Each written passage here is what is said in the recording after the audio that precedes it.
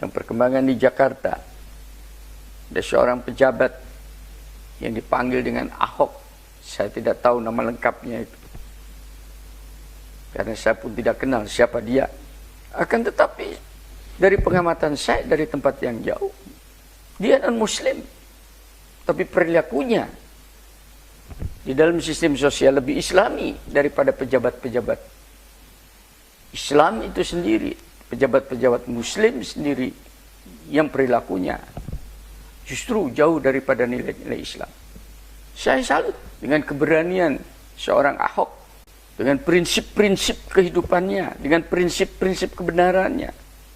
Insya Allah apa yang dia unduh itu di dalam melakukannya itu adalah kebenaran-kebenaran wahyu, kebenaran-kebenaran ilahiyat, sekalipun dia tidak sadar bahwa itu adalah kebenaran ilahiyat. Dan itu yang diajarkan Islam. Satu contoh misalnya, yang sekarang sedang terjadi penggusuran pada penduduk-penduduk Jakarta, pendatang-pendatang yang menempati tanah-tanah negara seenak, berpuluh-puluh tahun beranak pinak di situ. Dia gusur, dia benahin, dikasih tempat yang lebih layak. Untuk saya itu adalah Islami. PKL yang menggunakan trotoar dan badan jalan untuk berjualan seenaknya dengan mengambil hak orang lain, itu tidak Islami, dan itu mayoritas umat Islam. Pada saat digusur, pada saat dinasihati, mereka marah, padahal mereka salah. Dengan dalil yang dibuat-buat bahwa tanah ini milik Tuhan. Pernahkah mereka berbicara, mereka meminta izin kepada Tuhan untuk menempati hak masyarakat, hak pengguna jalan? Ini memerlukan seorang pejabat yang betul-betul punya keberanian untuk membenahi masyarakat yang mulai bergeser dari masyarakat yang beradab menjadi biadab. Saya tidak bisa membayangkan kalau negeri ini setiap individu seenaknya berjalan tanpa ada sebuah aturan, tanpa ada sebuah penataan yang baik. Seorang Ahok dibetulkannya tata kota demi ketertiban, demi kerapihan, demi kebersihan fisik dan non-fisik, saluran irigasi, sampah, termasuk yang non-fisik adalah prostitusi. Prostitusi tentu saya adalah kriminal, bukan dimanjakan.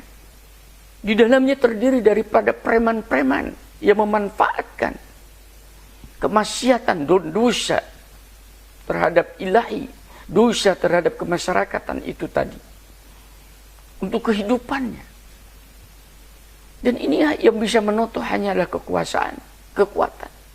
Tidak bisa kemudian dihimbau, dikasih kemudian mereka bonus agar supaya berhenti dari prostitusinya masing-masing orang, dikasih 5 juta. Ini uneducated, ini tidak mendidik bahwa mereka telah berbuat kesalahan di dalam sistem sosial yang parah. Ini harusnya dikasih punishment. Saya tidak tahu juga apakah yang mendukung prostitusi itu mungkin dia juga bagian daripada itu, baik langsung atau tidak langsung. Mudah-mudahan dimunculkan di negeri ini tokoh-tokoh muda sekualitas Ahok atau lebih daripada itu, yang punya keberanian untuk menata masyarakat yang tidak tertata ini, yang semerawut seperti ini. Dan saya harapkan mudah-mudahan Allah memberikan bimbingan kepada kita. Dan berdoa saya, mudah-mudahan al-Islam, agama Islam, dinul Islam justru dibela oleh Ahok. Mudah-mudahan Allah menjadikan Ahok sebagai seorang pembela agama Islam. Itu masalah sesuatu yang mudah bagi Allah.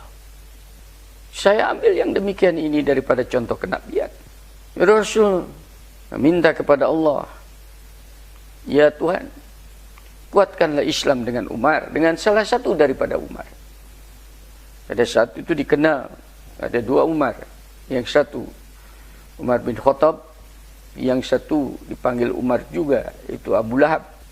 Tapi nampaknya yang datang kepada Rasul atas hidayah Allah adalah Umar bin Khattab yang kemudian menjadi pembela Islam yang bukan main, khalifah kedua. Karena mereka pada dasarnya sudah menggelora di dalam jiwanya prinsip-prinsip kehidupan yang mulia. Suka pada kebenaran, suka kepada kebaikan, suka kepada keterus-terangan, jijik dan tidak suka kepada kemungkaran. Pada dasarnya seperti itu.